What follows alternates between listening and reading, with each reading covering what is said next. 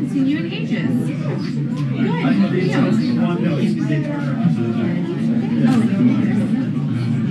Yes. Okay, I wasn't sure. Yeah.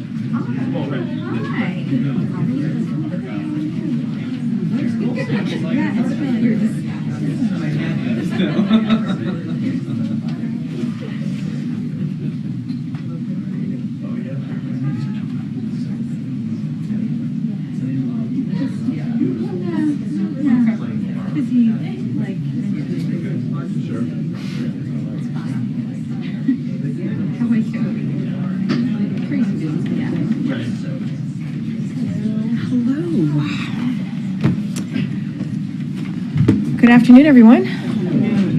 All right, I have a couple things at the top, and then we'll get started. As the President said over the weekend, we have been working in good faith and across the aisle to make real progress on one of the most important issues we are facing, securing our border. Now we need Speaker Johnson to step up and provide the authorities and resources we requested to secure the border. I want to point out one thing to all of you. Until recently, Speaker Johnson has also advocated for new resources and new legal authorities via legislation to secure the border. The Trump administration argued the same thing with the full-throated endorsement of then Congressman Mike Johnson. For his part, over the last 2 months, President Biden and his team have been working with a bipartisan group of senators to put together the toughest, and the fairest border security bill in history. This bipartisan agreement would deliver the resources the president asked for in his supplemental, like 1,300 new Border Patrol agents, 375 new immigration judges, 1,600 new asylum officers, 100 cutting-edge inspection machines to catch fentanyl. It would also provide a president with a new emergency authority to secure our border when it becomes overwhelmed. And as you heard from the president, he would use that authority if the bipartisan agreement became law. Now, if Speaker Johnson continues to believe, as President Biden and Republicans and Democrats in Congress do, that we have an imperative to act immediately on the border, he should give this administration the authority and funding we're requesting to secure the border. Now, after 3 months ago, President Biden issued a landmark executive order to ensure that America leads the way in seizing the promise and managing the risks of AI. The order directed sweeping action to strengthen AI safety, security project, and protect Americans' privacy, advance equity and civil rights, stand up for the consumers and workers, promote innovation and competition, advance American leadership around the world, and more. Today, Deputy Chief of Staff Bruce Reed convened the White House AI Council consisting of top officials from across government. Agencies reported that they have completed all of the 90-day actions tasked by the EO, including using the Defense Production Act to compel developers of the most powerful AI systems to report vital information. And they have drafted a proposed rule to compel U.S. cloud companies to report on providing computing power to foreign governments. President Biden's directive to his team has been to move fast and fix things. In just 90 days, the Biden-Harris administration has taken the most sweeping actions of any country to harness the promise of AI while putting in place strong guardrails to protect against the risk. 15 years ago, then President Obama signed the Lilly Ledbetter Fair Pay Act into law, marking a victory in the fight for equal pay. To build on the progress we've made under this law today, President Biden announced new actions to advance pay equity for the federal workforce and employees of federal contractors. These new actions will help pay millions of workers fairly, close gender and racial wage gaps, and result in tangible benefits for government workers. These policies are good for workers, our economy, and American families. They advance pay equity and strengthen the economic security of women across the country. And the president remains committed to building on this work. And finally, I have two shout outs in the room. First, I want to introduce you all to Sam Michel, who is joining us in the briefing room today. He has been loaned to us from USTR. I want to personally thank the administrator for allowing Sam to be with us while Emily is on maternity leave. He'll be, of course, acting deputy press secretary while she's out. We hope you take a moment to come to the back, come to Lower Press, and say hello to Sam. We're very, very happy to have him for these next couple of months. And one more shout out, we want to congratulate Doug Mills on becoming a grandfather. Congratulations, Doug. And welcome you back to the briefing room. I know you've been gone for some time, and we are really excited to have you back. And again, congratulations. We have missed you, my friend. And finally, I'm going to give it over to Admiral John Kirby, who's going to give an update on the Middle East. Admiral? Good afternoon, everybody. I know there's a lot of interest, and rightly so, in the attacks, that attack that our troops faced over the weekend in Jordan, an attack that claimed 3 of their lives and sent more than 30 of them to the hospital, some with serious injuries. So I just want to make a few points right at the top. First, the President and the First Lady, as well as everyone in the administration, send their condolences to the family of those who were killed. No Blue Star family ever wants to become a Gold Star family. And sadly, there are now 3 more families on that roster. It's hard to imagine the grief that they're feeling right now and that they will feel for the rest of their lives. We want them to know that we'll make sure that they get all the support that they need and that we mourn with them. We also wish a complete recovery for all those wounded in this attack. They are receiving and will continue to receive the very best medical care that the military can provide them. Second, these troops were conducting a vital mission in the region aimed at helping us work with partners to counter ISIS. And even as the Defense Department gathers more information about the attack, that mission must and will continue. Third, the counter-ISIS mission is separate and distinct. Indeed, it has been long-standing and unrelated to our efforts to support Israel and to prevent a wider conflict in the region. We do not seek another war. We do not seek to escalate.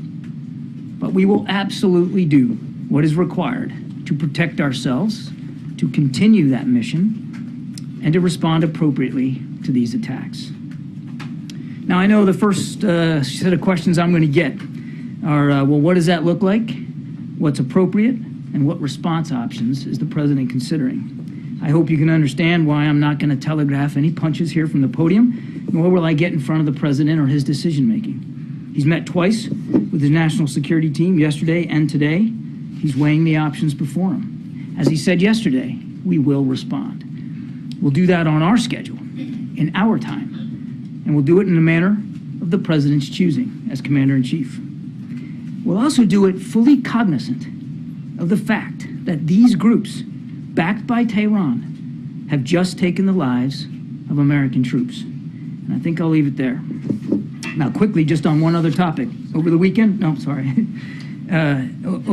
National Security Advisor Jake Sullivan held more than 12 hours of meetings in Bangkok with his counterpart from the People's Republic of China, Director Wang Yi. Mr. Sullivan and Director Wang took stock of progress on key issues following the meeting between President Biden and President Xi back in November. And that includes discussing efforts to resume military-to-military communication, which has occurred, addressing artificial intelligence, safety and risks, and advancing bilateral counter-narcotics cooperation. In fact, the launch of a working group on counter-narcotics will begin tomorrow in Beijing. Our delegation will be led by Deputy Homeland Security Advisor Jen Doskell. The two sides also held constructive discussions on global and regional issues, including those related to Russia's war against Ukraine, the Middle East, of course, the DPRK, the South China Sea, and Burma. And they also discussed cross-strait issues. And with that, I'll take some questions. Thanks, John. A couple of just basic fact pattern questions. Can you confirm that the initial reports suggest that the attack drone that killed the U.S. forces was misidentified for a U.S. drone that was returning to that base. I cannot. Can you update us on has the U.S. definitively confirmed attribution of the attack beyond just vaguely Iran-backed militias? Do you have a specific militia group that you know launched this attack? We're still working our way through that right now. You said that the president was still weighing his options. Does that imply that the president right now has not made a decision how he wants to respond? I won't get ahead of the president's decision making. As I said, he met twice with the national security team, including not very long ago. When we have something to speak to, we'll speak to it. And speaking of speaking to it, will we hear directly from the president? Will he speak to the American people about this attack and his response when it happens? Well, he mentioned it yesterday in South Carolina. I don't have anything on his schedule to speak to, but I have no doubt that he'll continue to communicate with the American people about how important it is that these missions continue and that our troops and our facilities are safe. And last one for me, has the president directed any change to force posture in the region to protect American troops there? We don't talk about force posture changes one way or another, and we certainly don't pre-announce them, particularly when it comes to areas on the ground that are potentially under threat. I can just tell you that the president's confident that the Defense Department under Secretary Austin will do what they got to do to look after force protection issues. John, do you expect the president would go to Dover for the dignified transfer when these Americans are returned to the United States? I don't have anything on his schedule to speak to. Given the fact that while there are Americans in harm's way frequently, it has been a while since we have had this kind of an incident resulting in deaths. Do you think that is a consideration of the public type of response? There are a range of responses the president could use. They go from, military strikes to sometimes it's cyber, sometimes it's things the public cannot see. Do you believe this event rises to a level where whatever the president's decision is would have a public, we would know when? You mean you're going to know? Well, again, without getting ahead of the president's decision making, I won't do that. And as I said in my opening statement, I'm not going to telegraph punches. We'll make these decisions on our own time. As I said, the president will choose for himself how he wants to respond. And as I said in the opening statement, we'll do it fully cognizant of the fact that now, and what just happened, American lives have been taken. And so his decisions, whatever they are, will be informed by all those circumstances. What that looks like and when that comes, I'm just not able to say right now. Thanks, Admiral. Was this strike in Jordan fundamentally different than what American forces have been facing for months now? In other words, does the U.S. believe this was a deliberate attempt at escalation? It's fundamentally different now because we have 3 families who just got the worst possible news. That's different. And the scope of the wounded now, more than 30 injured, some of them seriously, that's also different. And it's possible that the number of wounded could go up. As you may know, traumatic brain injury symptoms, for instance, don't present themselves right away, and that is a very serious physical injury itself. But this wasn't the first drone attack on an American facility in the region. There have been others. And the fact that this one had lethal consequences doesn't mean that the previous ones weren't intended by these Iran-backed militias to have that same effect. This time they killed Americans and they wounded a lot of them. It doesn't mean that they wouldn't have preferred that outcome in the past. An official has told ABC News, confirming the report about how the troops there had mistakenly identified the drone as one of their own. Can you talk about how this might have gotten past the defense systems at Tower 22? I think I'm going to let the Defense Department talk about the forensics on this. I'm sure that they are already picking it apart and trying to figure out how this happened, and it'd be inappropriate for me to get ahead of that. And in your interviews all morning, you didn't rule out a strike in Saigon. Can you just talk a little bit about the array of options in front of the president? And, for instance, could this be in phases? Could we see a smaller scale one, then a larger scale one later? Like what's the array of options? No, I'm not going to do that. I appreciate the question. That's why I tried to take it out of the consideration in my opening statement. I'm simply not going to talk about that right now. Lastly, do you think this could complicate the ongoing ceasefire negotiations to release more hostages? There's no reason that whatever our response is, there's no reason for that to have an impact on our ability to try to get these hostages released. And as I said last week, so I can say today, those discussions are ongoing. We believe they have been constructive and are moving in a good direction. Don't want to sound sanguine here. There's a lot of work left to be done. We don't have an imminent deal to speak to, but based on the discussions we've had over the weekend and in recent days, we feel it's moving in a good direction. Thanks, Karine. John, how does the president balance a desire to not see escalation in the region with a decision to respond? That's the hard part of it, isn't it, Jeff? I mean, that's what being commander-in-chief is all about, is acting in accordance with our national security interests. What's unacceptable to those interests and what has to be done to protect those interests. There's no easy answer here. And that's why the president is meeting with his national security team, weighing the options before him. He'll do that as he's done in the past in a very careful, deliberate way, so that our national security interests are best preserved. And has the administration communicated via a third party to Iran the message that you're saying on TV about not wanting to have escalation? I am not aware, as you and I are speaking, that there's been a private message relayed to leaders in Iran. We have done that in the past, but as you and I are speaking right now, I'm not aware of such a mechanism. And just on the hostages, can you give us an update on the latest there and what you expect in terms of a ceasefire?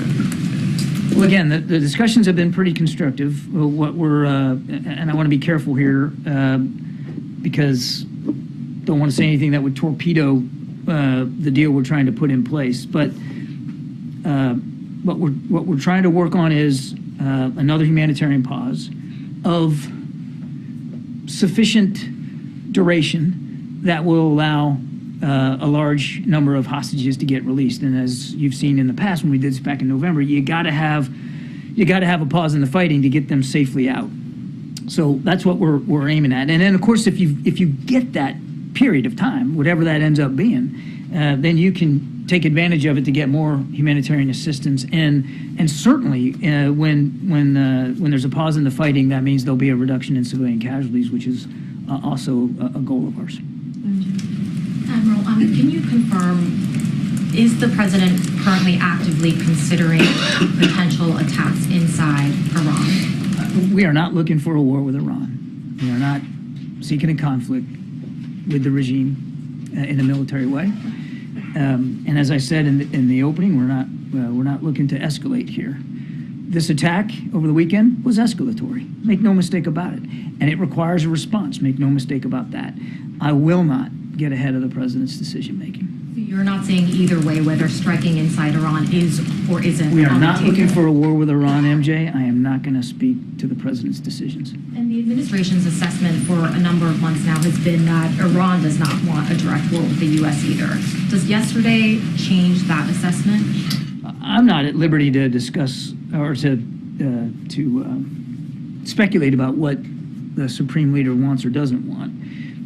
Clearly, these attacks continue, and now they've had lethal consequences. We know these groups are supported by Iran. Make no mistake about that. We know that. And this administration has taken action in the past to hold them accountable, and we've taken action over the last 3 years to hold Iran accountable for a range of destabilizing activities. Issued more than 500 sanctions, or 500 entities sanctioned, just since we came into office, as well as changing our force posture in the Middle East appropriately.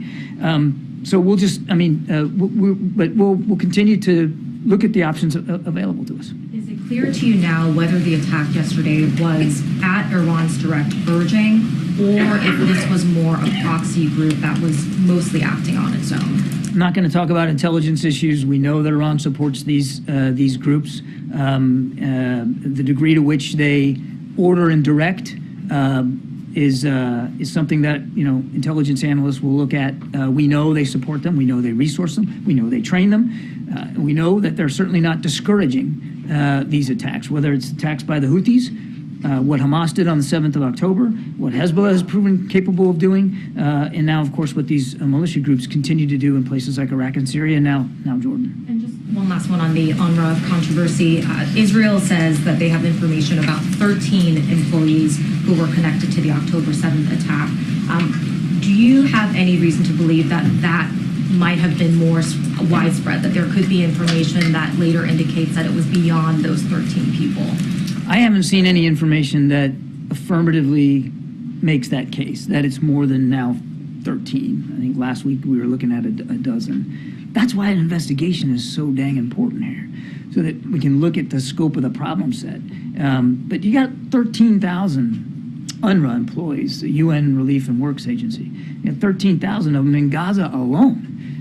And as I said last week, let's not impugn the good work of a whole agency because of the potential bad actions here by a small number. I am not dismissing the seriousness of the allegations against those employees. And whether there's going to be more that will be found, hopefully the investigation will give us more insight. It is important. And look, the UNRWA staff, Commissioner General, and the UN Secretary General Guterres last week made it clear they're taking this seriously. That's our expectation too. It's really important that this investigation be as thorough and as transparent and as credible as possible, and we're going to be watching real closely.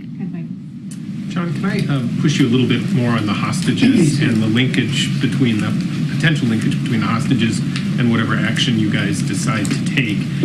One of the things you guys have talked about since October 7th is how intertwined the region is, whether it's Lebanon and Hezbollah or Hamas or Iran or the Houthis, and the difficulty with not wanting to set fire and a spark in one place that then goes all around the region. So what gives you any confidence that if you guys are close to a deal on the hostages and then the president orders a strike, that deal doesn't fall apart as a result of outrage and anger in the region at the actions of the United States? And how does the president make that calculation given 6 Americans still in Gaza and the other hostages and everything else? I didn't say we were confident, though, Mike. We're mindful of the way some actors in the region are trying to make connections across the region. What I said was there's no reason why our work on a hostage deal needs to be affected or impacted by what happened over the weekend or what we do about what happened over the weekend, and we will respond. We still want to keep the work going, our shoulder to the wheel on this hostage deal, and we'll just have to see where it goes. I also want to repeat what I said earlier. We're not overly sanguine here. We're not cocky. We understand there's a lot of hard work ahead, and that work ahead of us diplomatically certainly might be affected by events elsewhere in the region, not just what happened in Jordan and what might come as a result of that. But there's no reason why it should, and that's why we're going to stay at that task. Over here. Thanks, Kirby. Given these deaths, does the White House acknowledge that the previous retaliatory strikes that it has taken in the region have been ineffective at protecting American troops? The strikes that we have taken in the past have definitely had an impact on degrading and disrupting the activities of some of these groups. Clearly, they have decided to keep conducting those attacks, and now it's had lethal consequences for American troops. And so we will weigh an additional set of options before us. The president will make his decision to respond appropriately. The attacks need to stop. Does the president have all the legal authority he believes that he needs to respond to these attacks? Yes. What is the legal basis? Article 2, Constitution, Commander-in-Chief, self-defense of our troops. Doesn't believe he needs additional authority from Congress. The president has the authority to take the action he needs to protect our troops and our facilities overseas under Article 2. Thanks. The president faces a great deal of political pressure here at home, with the Republicans, for example, calling for direct strikes on Iran. Does the president feel that pressure, and how much does that pressure weigh on his decision making? The pressure the president's feeling, if you want to call it that, is to make sure we can continue to protect and defend our national security interests in the region. First and foremost, his mind is solidly, as I put in my opening statement, on the families of those who just got the worst possible news you can, and troops that are in the hospital trying to recover. Number two, on the vital mission sets that our troops are performing across the region, in this particular case, a counter-ISIS region. That's the pressure he's under, to make sure that those troops get the support that they need, get the resources they need, and that the mission is able to continue, and that our national security interests in the region, which are wide and varied, are preserved and protected. Just one other thing, if I may. You said earlier that this attack was escalatory, but the United States doesn't want a war. Do you believe that Iran wants a war? That's up to Iran to decide, and for Iran to speak to. I can't, as I said earlier, speak for the supreme leader. I wouldn't do that. Clearly, there's a calculus by at least the IRGC that conducting these attacks is worth the risk that they're taking. And we obviously are going to keep working to change that calculus. Thank you. So NATO Secretary General Jens Stoltenberg is in Washington. What are you hearing from the NATO allies? Are you sharing with you any concern about the possibility of a wider war? Are you talking about the Middle East? Yeah, we're glad the Secretary General's here. I think he met with Secretary Austin this morning. I know he's meeting with Jake Sullivan today. Lots on the agenda. I won't speak for our allies or the Secretary General. I think it's safe to say that many of our European allies certainly share our concerns about what's going on in the Middle East. I mean, my goodness, many of them are participants, willing participants in our coalition in the Red Sea to protect shipping there. So clearly they have concerns about that. And I have no doubt that Secretary General will raise those issues with Jake and did raise it with Secretary Austin. Another question, if I may, about the UN Agency for Palestinian Refugees. Several American allies are suspending their aid to the agency, but others are saying, okay, we can't cut off money right now amid warnings of famine, the collapse of the health system, and so many Palestinians displaced. The agency is saying that it will run out of money very soon. Do you fear that suspending the American aid to this agency is going to deepen the humanitarian crisis in Gaza? Do you have a plan B, an alternative to bring aid to the Palestinians? I think a lot of it's going to depend on what the investigation finds and what accountability measures and corrective measures UNRWA is willing to make as a result of what happened. I mean, these are serious allegations, even though it's a small number. Percentage-wise of the 13,000 are on the ground in Gaza. I mean, this is serious, and they are taking it seriously. So let's see where the investigation goes. We understand that they are very, very dependent on donor contributions, and the United States has been the leading donor for many, many years. We have suspended our contributions to UNRWA pending the results of this investigation. All the more reason that, as I said, this investigation be credible, transparent, and thorough, and frankly, timely. Thanks, John. Thanks, Karine. I wanted to ask about the border. President Biden talked about shutting down the border on the basis of national security. Are there not steps that he could use under executive authority to some measures to kind of seal some of the border efforts? He has said he's willing to use executive measures, and you know, if he gets the bill passed, if he gets border funding, and it includes those authorities, he'll use those authorities. Why wait till Congress? Why not? We need legislative support for border security measures, and we need the funding to be able to put in place border security measures that the president can utilize. He has done some things like putting U.S. troops down there to alleviate some of the responsibilities or administrative responsibilities of Border Patrol, but we need this funding. And if I could ask about Venezuela, is the president considering any steps to take against Venezuela, whether it's tightening sanctions regarding the High Court's decision to uphold the ban on the only viable opposition candidate posing a challenge to Maduro? The Maduro regime, when they signed on in October down in Barbados, made some commitments about opposition political parties, about free and fair elections, and what all that meant. And they haven't taken those actions. Now, accordingly, they got till April to do so. So we have options available to us. I'm not going to preview any of those at this time, but we certainly have options with respect to sanctions and that kind of thing that we could take. They've got till April. They need to make the right decisions here and allow opposition members to run for office and release the political prisoners that they're holding right now. Good. Thank you. Admiral, so the U.S. is backing Israel annihilating Hamas, which is an Iranian proxy. But why isn't the U.S. doing the same thing with other Iranian proxies, like the one in Iraq, the one in Syria, which resulted in the death of the 3 servicemen, and down the road maybe in Yemen? Why is there's not a consistency? Hamas violated a ceasefire that was in place, slaughtered 1,200 people, basically started this war against Israel. We're going to support our ally and our partner Israel as they fight this war. We are not. Go back to what I said in the beginning. We're not looking for a war with Iran. And already at war with Iran. Isn't that clear? We're not looking for a war with Iran. And can you? John, I just want to clarify 2 of your previous answers in this briefing.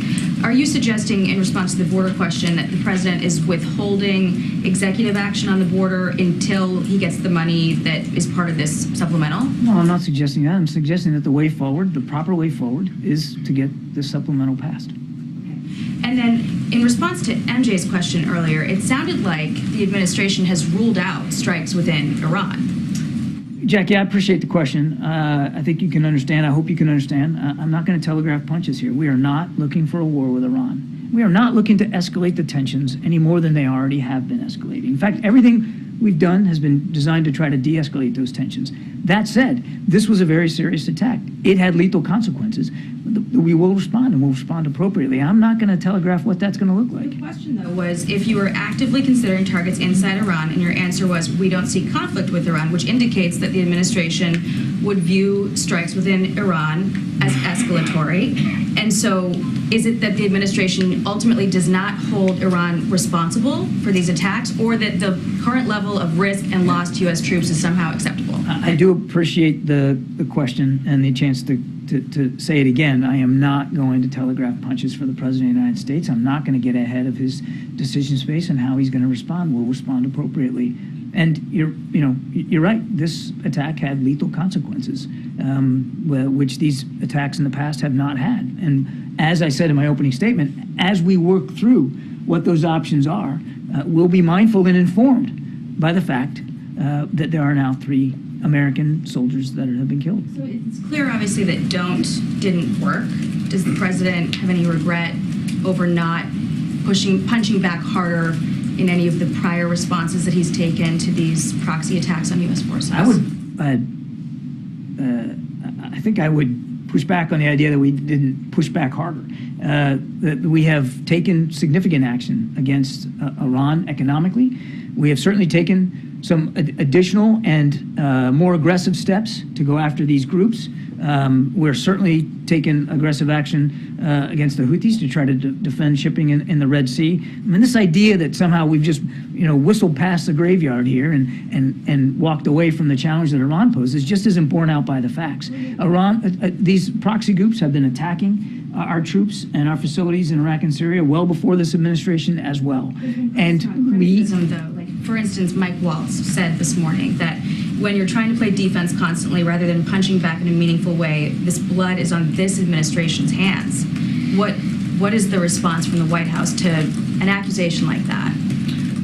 What I would tell you and I would tell the congressman is we're mindful of what Iran's doing in the region, and we have taken aggressive action against these proxy groups and on their influence in the region, and there are decisions yet to come. So let the president make his decisions, let him weigh these options, and then we'll act. These groups have choices to make, and we're going to do everything we can to make sure that they make the right choice here. But the idea that we have somehow laid down and not pushed back on Iran is simply not borne out by the facts. John, in Israel over the weekend, some ministers from the Netanyahu government attended a conference that is calling for Israel's resettlement of Gaza.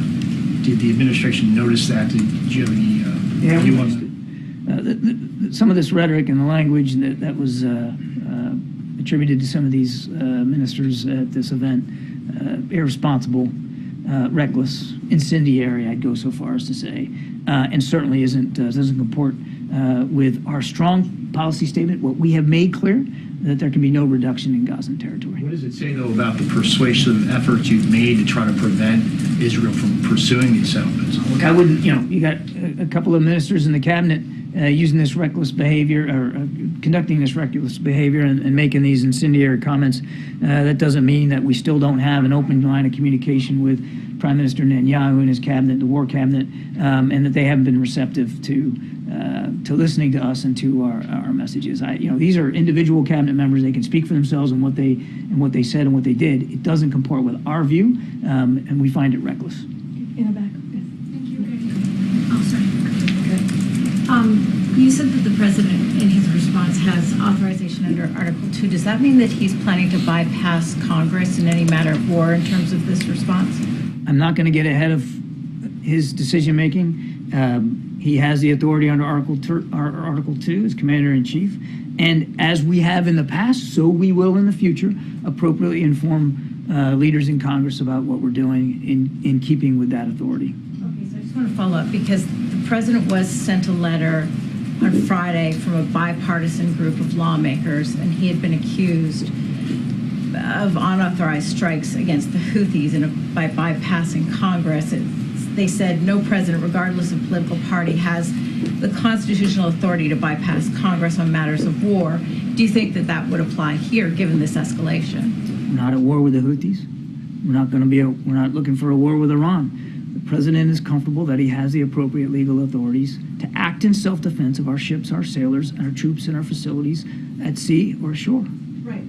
Isn't it time to involve the American people? I mean, given the fact that the American people were not happy about, I suspect the American people are not happy about attacks on commercial shipping in the Red Sea. I also suspect they're not happy about seeing American troops killed at a base in Jordan. The president has the authority to defend those troops and those facilities, and he'll do that. He's weighing all of his options.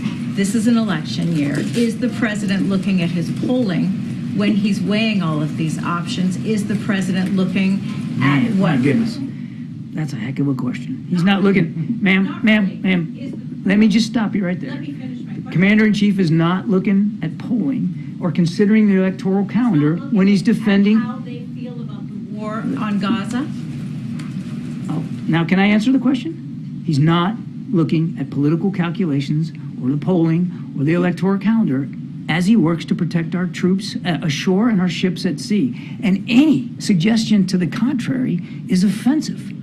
Is he looking at the polling with respect to, does the American public want a broader Middle East conflict when he weighs his political decision-making?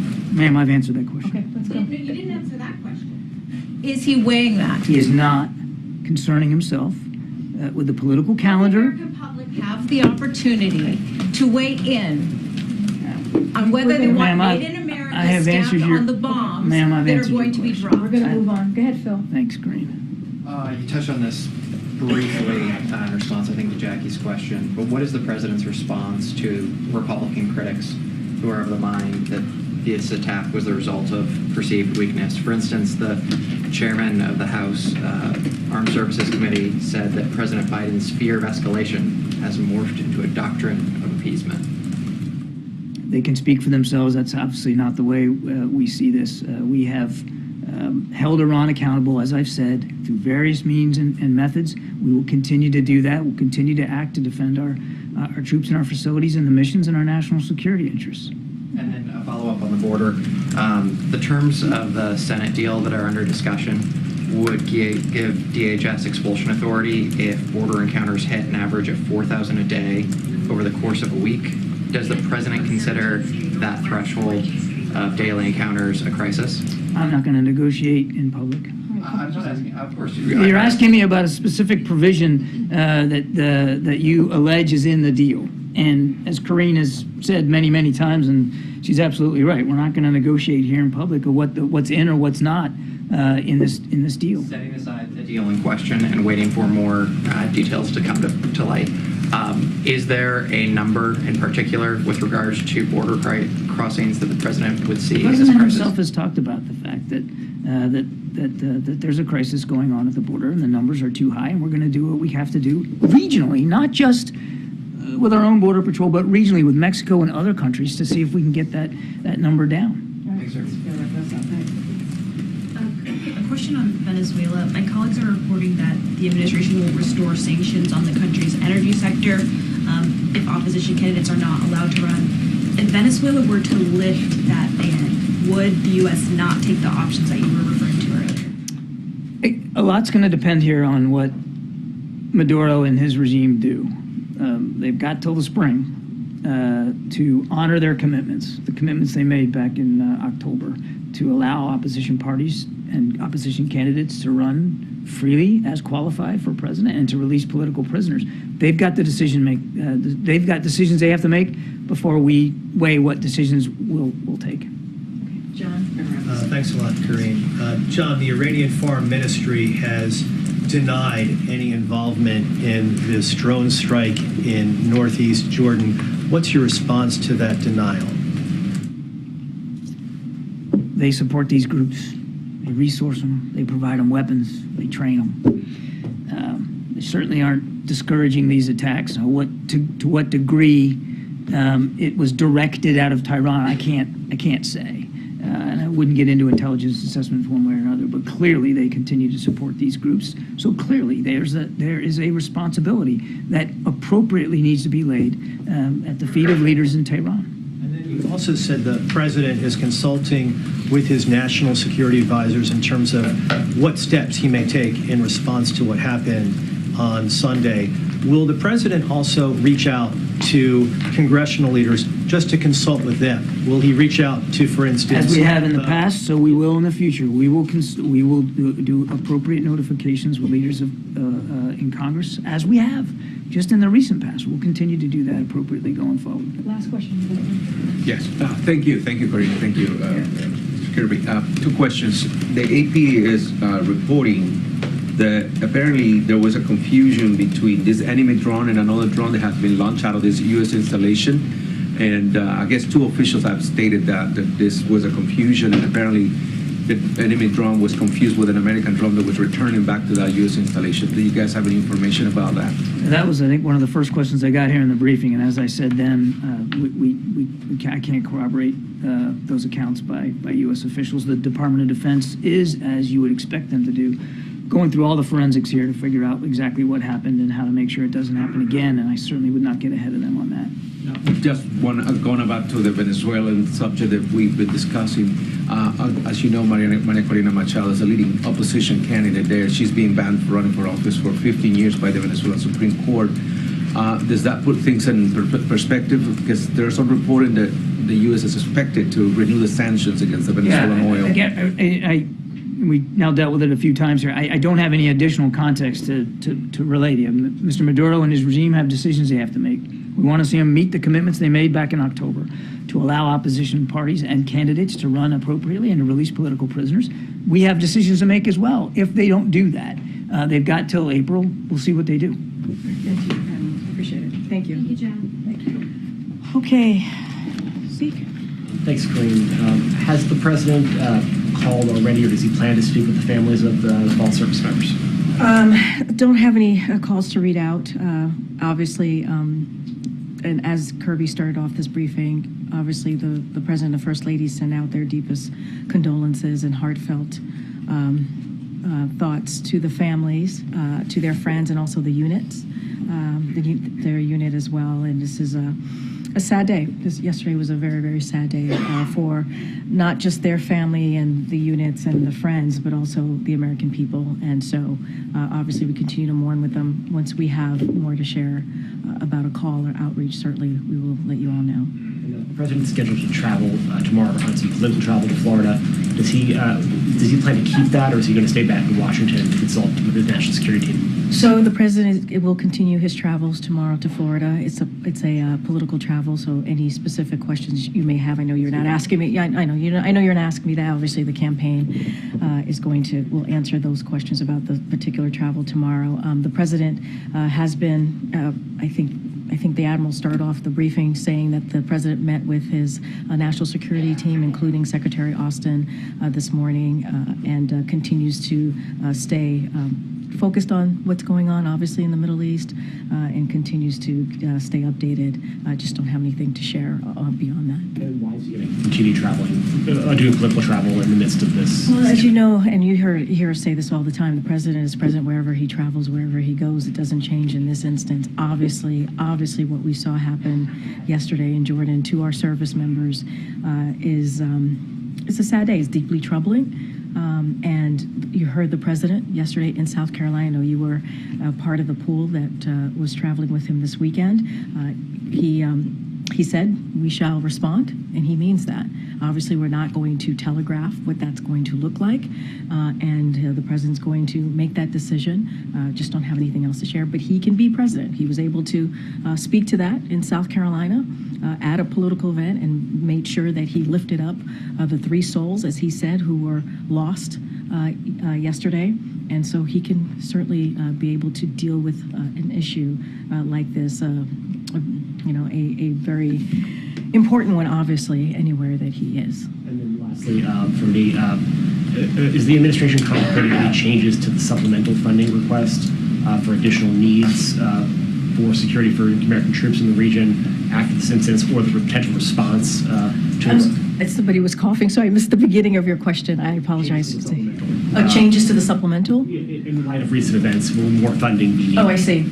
So look, I don't have any changes to the supplemental. Obviously, the president back in October put forth his national security request, which is obviously an emergency request, as presidents tend to do. I don't have any changes to that. There's conversations, as you know, you hear say this very often, negotiations happening in the Senate with Republicans and Democrats on the border security piece, which is also part of the supplemental. And we want to see that, obviously, the supplemental pass in its fullness and what the president put forth in October, and that's what we're working towards. Thanks, Karine. On the immigration negotiations, over the weekend, former President Trump urged his party to reject the deal. He said it's a very bad bill and it's okay. He said, please blame it on me. I wonder if I can get your reaction to that. So what I will say is this.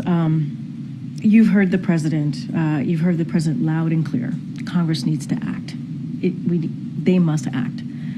Speaker Johnson and House Republicans should provide the administration with the policy changes and also the funding needed to deal with the border security and also immigration more broadly, as we're talking about an immigration system that has been broken for some time. And let's not forget, I mean, this is the thing, right? What the senators of both Republican side and Democrat side have been talking about, what they're dealing with, the bipartisan agreement that they're coming forward with, are things that House Republicans have said, and Republicans more broadly said they wanted. They have said over and over again, this is what they want to see. They want to see tough changes, right? They want to see something that's actually going to be instrumental in being able to deal with what we're seeing at the border. This is what is being worked on. This is what is being worked on right now. And so if Republicans are serious, if they are serious about addressing the situation at the border, if they are serious about addressing the security at the border, if they are serious about really changing real policies and coming up with policies that's going to make a difference and putting forward resources, then they would be part of getting this bipartisan agreement passed. This is exactly what they've been asking for, literally what Republicans have been asking for. And now here it is. It's coming to fruition. It's being discussed. There's potential bipartisan agreement. That's what the American people want to see. 75% of the American people have said that they want this issue to be dealt with. An issue that, again, that they have been for years. So they should get on board. They should get on board and help the senators get this done. Why do you believe Republicans haven't gotten on board? That's for Speaker. This is for the Speaker to speak to. He's been very vocal about this. The Speaker seems to want to make this a political football, right? It's like a hot potato. They don't want to hold on to it. But this is exactly what the senators are talking about as it relates to the border security. Coming up with a bipartisan agreement is exactly what they've been talking about. Coming together with a tough, fair, bipartisan agreement that deals with the issue, policy changes, funding, and resources, right, that is needed so that we can deal with what's happening at the border and also really deal with the immigration system more broadly. If the deal does fall apart, are there elements of it that the White House could tackle on its own without Congress? So look, I don't want to get into hypotheticals. There's a deal happening. If I answer that, right, then it's getting in the way of the negotiations. I don't want to do that. I want them to have the free space to be able to have honest, good faith conversations as they've been doing for the past 2 months, and we appreciate what's happening in the Senate. We want to let that process go. We think it's moving in the right direction. Obviously, the president supports what's happening. Our team has been working with them for the last 2 months. It is important discussion, and we believe, again, we can get this done, and we appreciate Republicans and Democrats in the Senate working for the past 2 months through the holiday as well to really try and work out a bipartisan agreement. Thanks, Karine. The president said the border deal that's being negotiated in the Senate would give him the power to close the border. Speaker Johnson, however, saying the president already has the authority to do that without congressional action on this. What's your response to that? So I'll say this. Speaker Johnson has been very clear as well when he was pushing H.R. 2, even during the Trump administration, that presidents need actual authority, right? They need authority, enforcement authorities, and they have said this. The Speaker, when he was then Congressman Johnson, said this: a president needs authority to actually deal with the border and actually deal with the security at the border. And so I don't know what's changed. I don't know why all of a sudden he believes that the president already has the authority when he says that the president needs authority. This is something the Trump administration said. This is something that they agreed when the Trump administration said. And so what is being discussed right now in the Senate is a new enforcement tools that do not currently exist. They do not currently exist.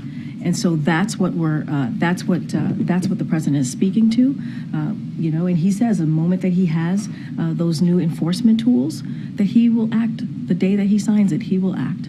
This deal is angering immigration advocates. What's being negotiated does not include anything to address the root problems of migration, and it has nothing included to provide a pathway to citizenship for Dreamers, which is something that President Biden called for legislation he proposed on his first day. So why is the president okay with this? So we don't even have the text yet to what's being, what the bipartisan agreement is going to be, right? So I don't want to get ahead of that. I'm not going to dive into what's in it, what's not in it. Let's see what the senators put forward in the text. I think that's important to see. Once it's out there, folks will take a look. We believe it's going to be tough but fair. And it's going to provide new enforcement tools, obviously, that's going to be important. Policy changes, it's going to be important, but also resources. That's what we believe. But we're not going to get into what's in it, what's not in it. Let's let the senators continue to do their negotiations and put forward the text. But we're already seeing immigration advocates slam what's being proposed as callous, as unworkable. So how does the president respond to the message from some people that he's going back on his campaign promise? I understand. What I'm saying to you is that let's see what the Senate bipartisan agreement is. Let's let them put out the text, and then we can have that discussion on whatever it is that they want to look through and discuss. But right now, we believe this is the best way forward. A bipartisan agreement is the way forward in dealing with this immigration system. A bipartisan agreement is what we need to deal with what's the challenges that we're seeing at the border. That's what we want to see, and that's what the Senate is working towards. Go ahead, Michael. Back in the winter of 2018 and the spring of 2019, President Trump vowed to shut down the border with Mexico, using almost the identical language that the president used on Friday. Many, if not most, if not practically all Democrats called that xenophobic and even racist. Why shouldn't people make the same conclusion about this president's threat to shut down the entire border with Mexico? So we believe the new enforcement tools that currently don't exist, that will be, we believe that will be part of this bipartisan agreement, will be fair. We believe it'll be tough, but it will be fair. But he didn't say he wanted to use, excuse me, sorry to interrupt. He didn't say, on day one, I will use enhanced enforcement to improve the processing of people at the border. He said, I will shut the border down, which suggests a total rejection of all people attempting to cross the border without without a visa or without proper authorization, which stands in contravention to decades of international and U.S. law that governs the movement of people around the globe and the refugees and asylum system. Yeah, no, So why isn't that the same thing that Trump did? No, I understand your question. What I'm saying to you, the new enforcement tools, right, that we believe that do not currently exist, that will be part of this bipartisan agreement, there are different definitions, right, of what that looks like, of what actually shutting down the border looks like, right? So we're going to let them work through it. We don't know what that looks like exactly, right? What we are asking for, what the president wants to see, is that we deal with the challenges at the border, right? That we have an opportunity to deal with what's going on, the security, and make sure that we have the funding and the resources to deal with what we're seeing at the border. There are different definitions to what that looks like. And so we'll see what the text comes out of the Senate. And so we will certainly have a broader conversation once that happens. But we believe it's going to be fair. It'll be tough. It'll be fair. They'll have the resources available to deal with what's going on at the border. And also there'll be some policy changes as well. But to say that, to define what that looks like right now, it's getting ahead of the process. And we need to let Republicans, both Democrats, there are Democrats up there obviously talking to Republicans. They're both having those conversations on what it will look like, a bipartisan agreement. And that's what you need. In order to really deal with this issue, you got to do it in a bipartisan way. Just to follow up, you've said a couple of times, as you did just now, that we should wait. You don't want to get ahead of the process. I think your answer to the previous question was that we don't know what's in it. Yet the president and the White House have explicitly said it should pass. And so how is it that on the one hand, the president has said, pass this thing and send it to me, but then when asked about it, you say, well, I don't want to get ahead of it, we don't know what's in it. How could you say you want to pass it when you don't know what's in it? Here's the thing, both things could be true, and I'll explain why. The White House team has been part of, right, the negotiations, right? And the president has been getting regular updates, right? So obviously, no. What I'm saying is negotiations are still happening. They're literally still happening. They're still discussing this. If I tell you this is happening today, who knows what could happen the next day? And also, I don't want to get ahead of the conversations, right? I don't want to get in the middle of negotiations. And that is true. But the White House team has been really talking to and part of this discussion for the past 2 months. So the president has been getting updates. But at the same time, negotiations are still happening. And that's just the reality that we're in. And talking about that from the podium, that will have an effect on negotiations. And you know that, Michael. It would have an effect on negotiations. The president didn't exhibit that kind of caution over the last few days, right? For me, from here, I have to exhibit that type of caution. And the president is the president, right? And he wants to give confidence to the American people that he believes this is going to be, yes, it's going to be tough, but it's also going to be fair. And we have to, in order to deal with this situation, and it'll be a historic, if it gets done, this will be a historic deal. But, we have to get this done in a bipartisan way. We truly do. Go ahead, MJ.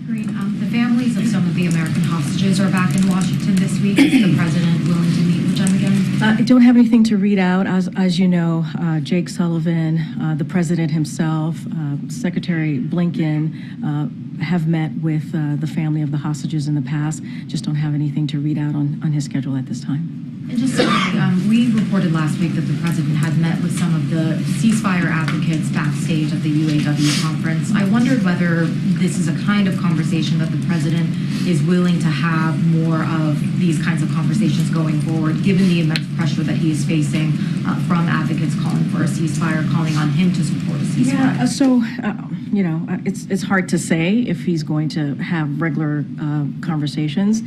Look, the president, it's not the first time that the president has had conversations with protesters from whatever side certainly of the issue that they're on. The president, he says this all the time, he's the president for all Americans. That's something that he believes. He's always willing to hear people out.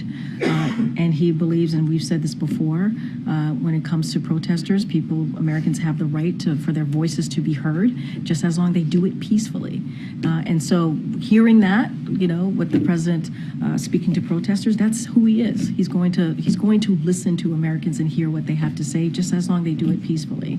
I just don't have anything else to read out. Do you have anything you could share just from his end, how he spoke to these ceasefire advocates? I don't have anything to read out. Gotcha. Is the White House tracking the latest developments with Evergrande, the Chinese real estate company that Hong Kong is now ordering it to be unraveled, and the implications that will have on the Chinese economy and potentially the global economy? So I've seen those reports. I just don't have anything to share on the president, where the president is on being briefed about that. If his econ team is watching it and has a view on it, we'd love to hear it. We will make sure we get back to you on that. Go ahead, Ed. Thanks, Karine. So the Department of Energy has finalized a rule for energy savings standards on appliances like refrigerators, washing machines, wine beverage chillers, freezers, clothes dryers, dishwashers, electric gas, and stovetops. So is our kitchen one of the root causes that's killing the environment? So let me just start from the top here, because I do have a couple things to say. As you just stated, the Department of Energy today, they finalized a congressionally mandated energy efficiency standard for residential cooking, as you just laid out, the different products. And what it will do, it's going to reduce household utility costs while improving appliance reliability and performance, which is really important. The standards, these standards, which reflect a joint recommendation from a wide range of stakeholders, including the Association of Home Appliance Manufacturers and Consumer Federation of America. They are projected to save Americans approximately $1.6 billion on their utility bills over 30 years. And so this administration is always committed to using every tool at our disposal to lower costs. This is certainly an option here, right? Something that we've taken, an action that we've done, and is going to be obviously for American families across the country. Altogether, the energy efficiency standards advanced by this administration will provide nearly $1 trillion in consumer savings. But the standards, the effects of the standards outweigh the cost of the regulations to the companies that have to build these things with workers. And do the effects of the environment? Do the effects of the environment outweigh the added costs of the regulations for new manufacturing plants to be built, changing standards, redesigning equipment, that kind of thing? So look, we're talking about making sure that these products are efficient, right? Making sure that they're working in a way that's not just, that obviously still have the performance that they need, obviously protecting the environment. But I think one other big benefit, as I just laid out, is making sure that we're saving Americans money. I think that's important. That's important that we're able to do that. $1.6 billion over 30 years. That's what Americans want to see. And let's not forget, this is a congressionally mandated energy efficiency. So this is something that Congress went through. This is something that they evaluated, and that's how it got put forward to the Department of Energy. So this has had a lot of eyes on it, right? This has had a lot of research to make sure that this was the right thing to do for the American family, the American people, and I think that's what should matter. One more comment on Iran, actually. At what point does the president then cut off the money to Iran by stopping or reducing their benefit from oil sales? I just don't have anything to share on that particular thing. As the president said himself yesterday, after he acknowledged the 3 souls that were taken from us, our service members, who bravely